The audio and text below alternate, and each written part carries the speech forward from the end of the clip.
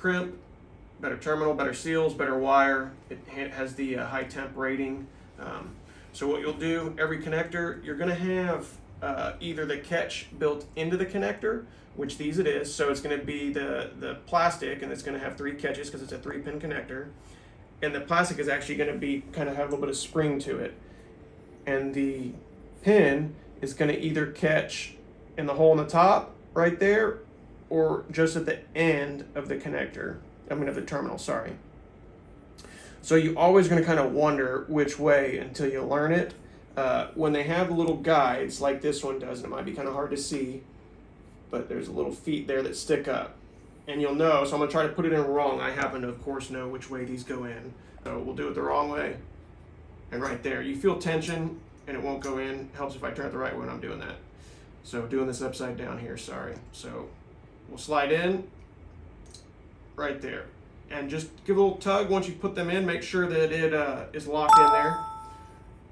Again, slide in, you'll feel it click. And those feet are going into a groove usually, typically in the connector, and so that's what kind of stops it from going in the wrong way. Very rarely will you be able to put the pin in upside down.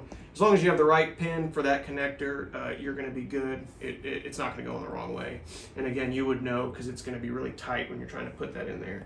So let me show you again just one more time. Make sure I do this right since I'm upside down here. Slide that in. You feel that click here. We'll do it the wrong way. So. And then I just feel tension right there. It stopped, so I noticed not try to force that, right? You should never have to force it in there. So that one stops, we'll take it out, flip it around, and it clicks into place. Again, give it that little pull. Some connectors, actually, you do need to pull back on it a little bit to get the plastic catch that is internal in there. It'll get the plastic catch trying to seat into the pin, so you kind of pull it back, and now we'll be ready to put the front of it on. So this connector does have the front lock. So this is a secondary lock. And what this does is it actually puts tension up on the plastic catch that's built into the connector. So that's just a little bit more security to make sure that the pins don't come out.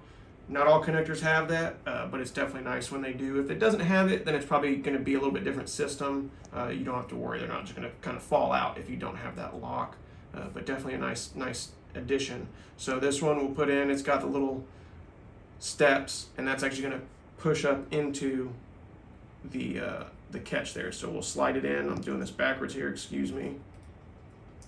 And then we'll just push it down.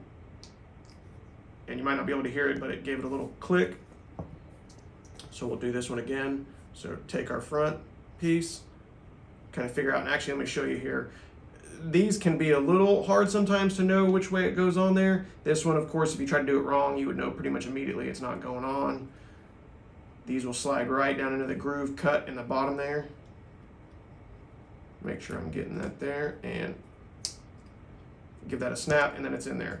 So again, if the pin wasn't all the way installed, this would probably kind of have a little bit more tension on it. But since, again, I put these in, kind of gave them that pull backwards a little bit to make sure that the catches were all locked in, they go right in.